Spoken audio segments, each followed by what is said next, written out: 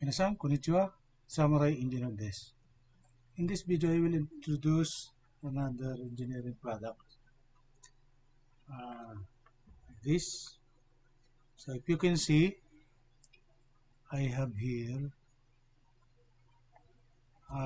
Japanese brand Osan. So this is actually what I have here in myself is a Hosan. This is a Hosan. You can read Hosan. Okay, Hosan Electro Toolset. So this is actually from Japan, made in Japan, from Japan, and was a gift for me by my senpai named Engineer ARMAN SERRANO. Engineer ARMAN SERRANO graduated from our university, the Polytechnic University, Japan, at Sagamihara City. Year ahead of me, I think year 2000, something like that. Okay, that is when he gave this to me, and up to now, it's still here. Okay, I brought in from Japan. He was not able to bring it with him from Japan because his luggage at the time is over the maximum limit.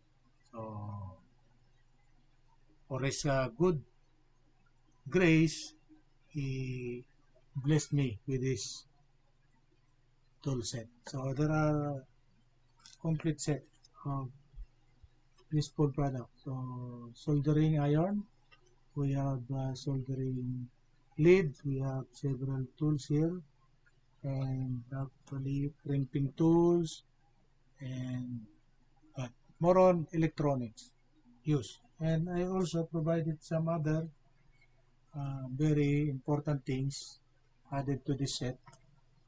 I even have my, I don't know if still from ARMAN SERRANO, this one, but since I got this, I already have this.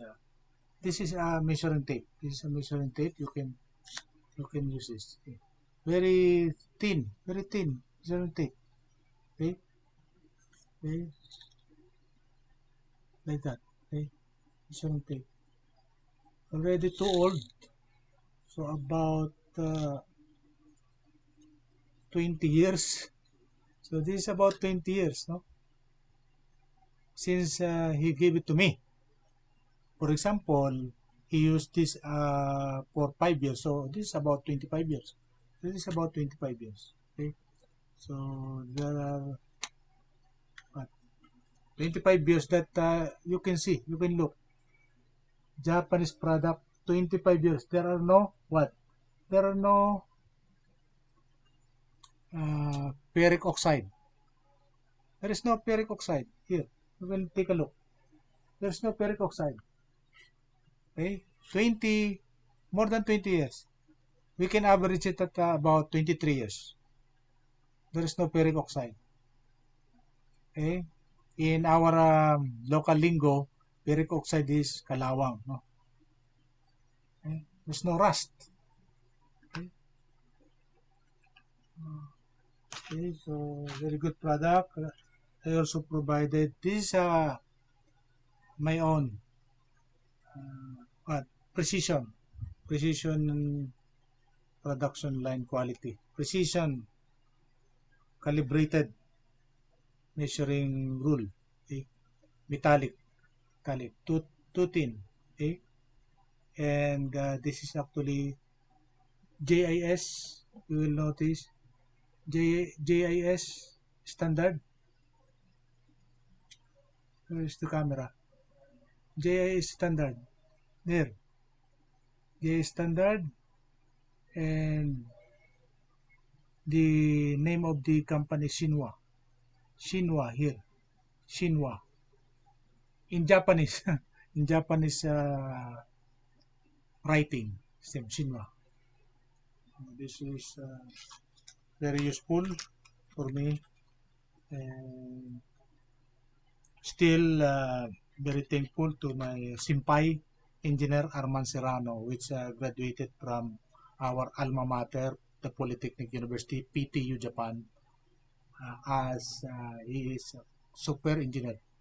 I think he is a software engineer or electronics engineer. I think he is a software engineer. Okay, so I graduated as production engineer. So those are the different engineering discipline in our alma mater. So we have very original Japanese product. 23 years still you cannot see any small observable rusting or ferric oxide. There's none. Again, this is Dr. EYPEI preaching engineering for nation building.